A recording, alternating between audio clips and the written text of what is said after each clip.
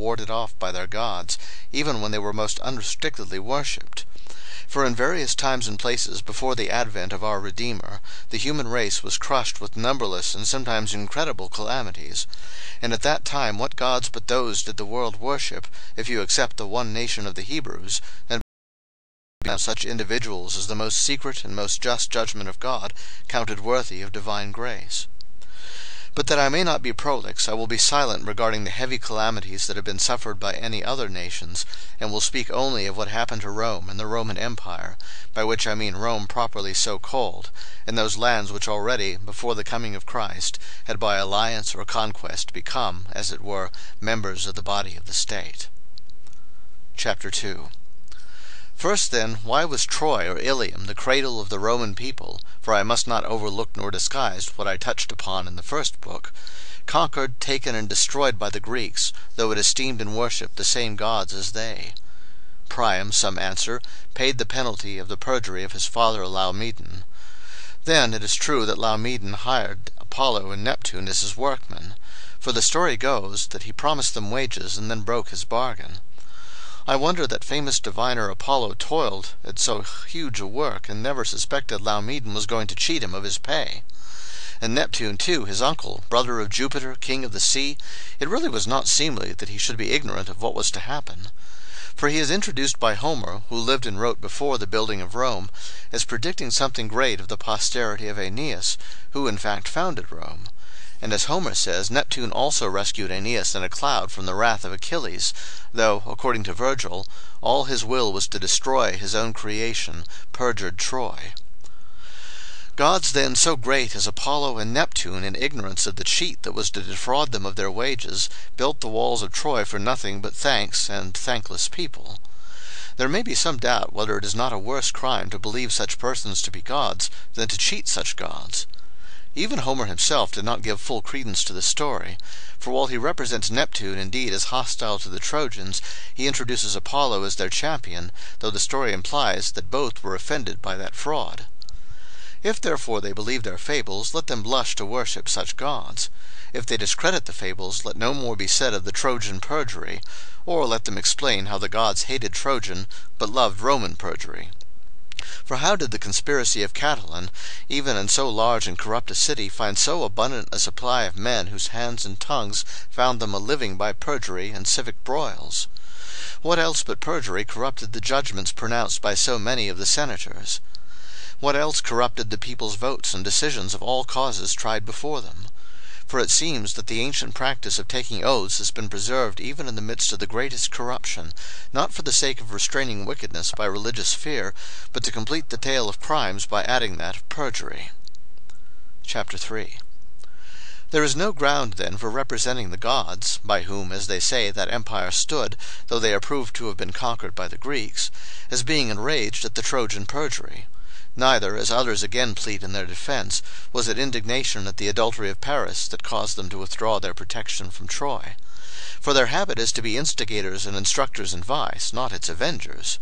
The city of Rome, says Sallust, was first built and inhabited, as I have heard, by the Trojans, who, flying their country under the conduct of Aeneas, wandered about without making any settlement.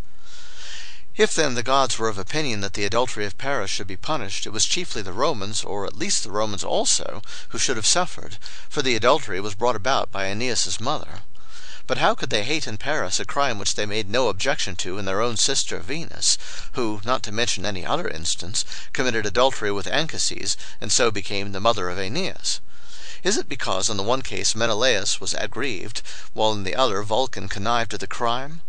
For the gods, I fancy, are so little jealous of their wives that they make no scruple of sharing them with men. But perhaps I may be suspected of turning the myths into ridicule, and not handling so weighty a subject with sufficient gravity. Well, then, let us say that Aeneas is not the son of Venus. I am willing to admit it. But is Romulus any more the son of Mars? For why not the one as well as the other?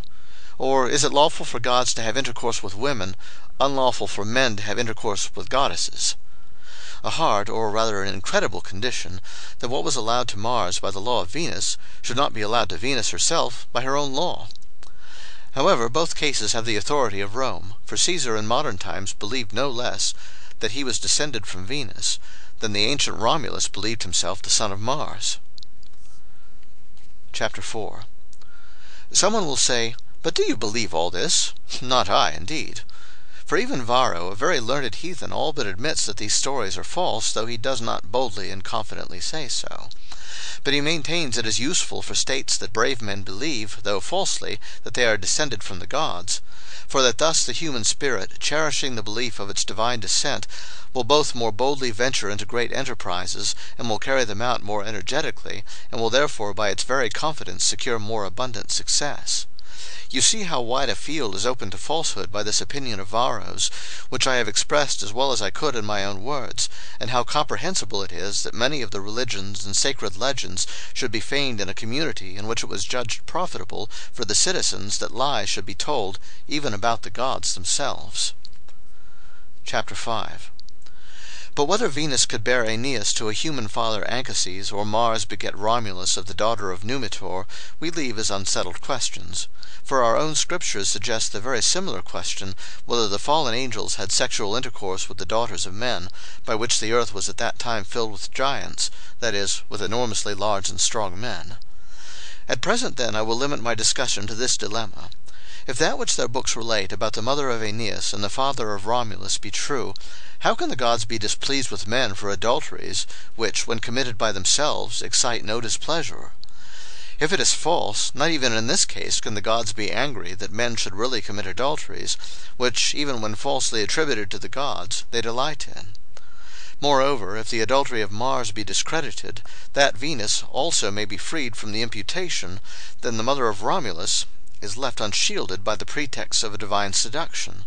For Silvia was a Vestal priestess, and the gods ought to avenge this sacrilege on the Romans with greater severity than Paris's adultery and the Trojans. For even the Romans themselves in primitive times used to go so far as to bury alive any Vestal who was detected in adultery, while women unconsecrated, though they were punished, were never punished with death for that crime, and thus they more earnestly vindicated the purity of shrines they esteemed divine than of the human bed. Chapter 6. I add another instance. If the sins of men so greatly incensed those divinities that they abandoned Troy to fire and sword to punish the crime of Paris, the murder of Romulus's brother ought to have incensed them more against the Romans than the cajoling of a Greek husband moved them against the Trojans. Fratricide in a newly born city should have provoked them more than adultery in a city already flourishing. It makes no difference to the question we now discuss whether Romulus ordered his brother to be slain, or slew him with his own hand. It is a crime which many shamelessly deny, many through shame doubt, many in grief disguise. And we shall not pause to examine and weigh the testimonies of historical writers on the subject. All agree that the brother of Romulus was slain, not by enemies, not by strangers. If it was Romulus who either commanded or perpetrated this crime, Romulus was more truly the head of the Romans than Paris of the Trojans. Why then did he who carried off another man's wife bring down the anger of the gods and the Trojans, while he who took his brother's life obtained the guardianship of those same gods? If, on the other hand, that crime was not wrought either by the hand or will of Romulus, then the whole city is chargeable with it, because it did not see to its punishment, and thus committed not fratricide but parricide, which is worse. For both brothers were the founders of that city, of which the one was by villainy prevented from being a ruler. So far as I see, then, no evil can be ascribed to Troy which warranted the gods in abandoning it to destruction, nor any good to Rome which accounts for the gods visiting it with prosperity, unless the truth be that they fled from Troy because they were vanquished, and betook themselves to Rome to practice their characteristic deceptions there. Nevertheless, they kept a footing for themselves in Troy, that they might deceive future inhabitants who repeopled these lands, while at Rome, by a wider exercise of their malignant arts, they exulted in more abundant honors. Chapter 7. And surely we may ask what wrong poor Ilium had done, that in the first heat of the civil wars of Rome it should suffer at the hand of Fimbria, the veriest villain among Marius's partisans, a more fierce and cruel destruction than the Grecian sack. For when the Greeks took it, many escaped, and many who did not escape were suffered to live, though in captivity. But Fimbria from the first gave orders that not a life should be spared, and burnt up together the city and all its inhabitants. Thus was Ilium requited, not by the Greeks, whom she had provoked by wrongdoing, but by the Romans, who had been built out of her ruins, while the gods, adored alike of both sides, did simply nothing, or, to speak more correctly, could do nothing. Is it then true that at this time also, after Troy had repaired the damage done by the Grecian fire, all the gods by whose help the kingdom stood forsook each fane, each sacred shrine? But if so, I ask the reason, for in my judgment the conduct of the gods was as much to be reprobated as that of the townsmen to be applauded. For these closed their gates against Fimbria, that they might preserve the city for Scylla, and were therefore burnt and consumed by the enraged general. Now up to this time Sylla's cause was the more worthy of the two, for till now he used arms to restore the republic, and as yet his good intentions had met with no reverses. What better thing, then, could the Trojans have done? What more honorable, what more faithful to Rome, or more worthy of her relationship, than to preserve their city for the better part of the Romans, and to shut their gates against a parricide of his country? It is for the defenders of the gods to consider the ruin which this conduct brought on Troy. The gods deserted an adulterous people, and abandoned Troy to the fires of the Greeks, that out of her ashes a chaster Rome might arise. But why did they a second time abandon this same town, allied now to Rome, and not making war upon her noble daughter, but preserving a most steadfast and pious fidelity to Rome's most justifiable faction? Why did they give her up to be destroyed, not by the Greek heroes, but by the basest of the Romans? Or if the gods did not favor Sylla's cause, for which the unhappy Trojans maintained their city, why did they themselves predict and promise Sylla such successes? Must we call them flatterers of the fortunate rather than helpers of the wretched? Troy was not destroyed, then, because the gods deserted it, for the demons, always watchful to deceive, did what they could.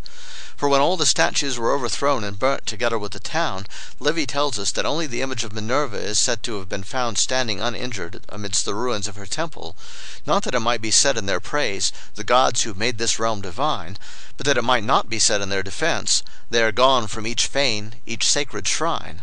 For that marvel was permitted to them, not that they might be proved to be powerful, but that they might be convicted of being present. Chapter 8.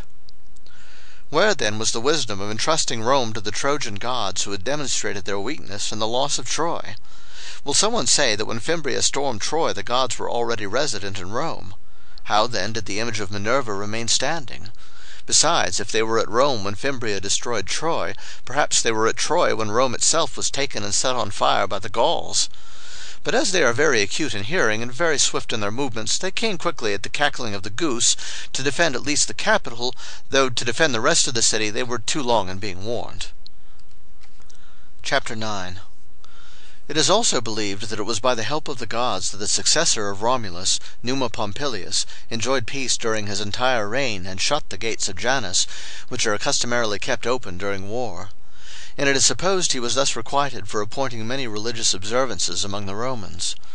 Certainly that king would have commanded our congratulations for so rare a leisure, had he been wise enough to spend it on wholesome pursuits, and, subduing a pernicious curiosity, had sought out the true God with true piety.